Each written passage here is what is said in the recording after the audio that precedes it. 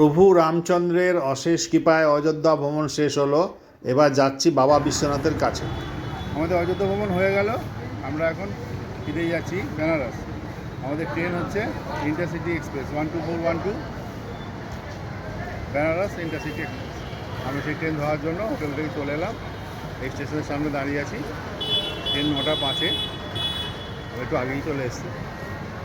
তবে এই অযোধ্যা ভ্রমণ আমাদের খুব সুন্দর হয়েছে।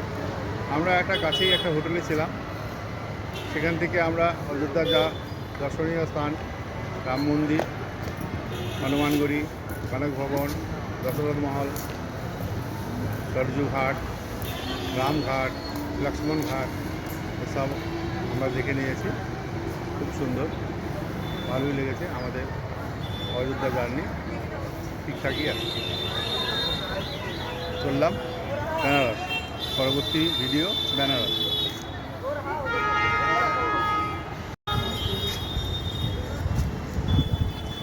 ঢুকছি আমরা অযোধ্যা স্টেশনে। এটা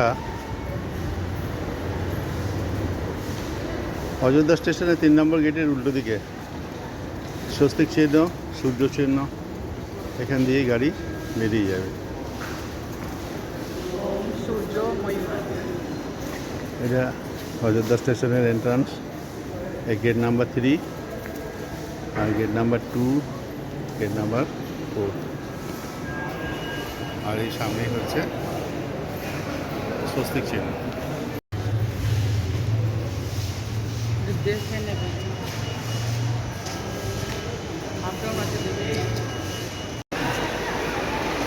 অযোধ্যা স্টেশনের এন্ট্রান্সে গেটের 3 নম্বর গেটের উল্টো দিকে এই কাঠবিড়ালির সাথে রামচন্দ্রের গভীর সম্পর্ক। শোনা যায় রাম সেতু বানানোর সময় কাঠবিড়ালি শ্রীরামচন্দ্রকে প্রভূতভাবে সাহায্য করেছিলেন এবং প্রভু তাকে আদর করে তার পিঠে হাত বুলিয়ে দিয়েছিলেন এবং সেই জন্যেই 3টে আঙুলের ছাপ এখনও কাঠবিড়ালির পিঠে দেখা যায়। সেই কাঠবিড়ালির মূর্তি এই অযোধ্যা স্টেশনে।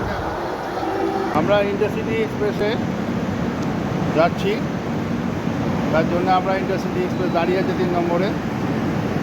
সেই ট্রেনটা যাবে এখন বেনারস।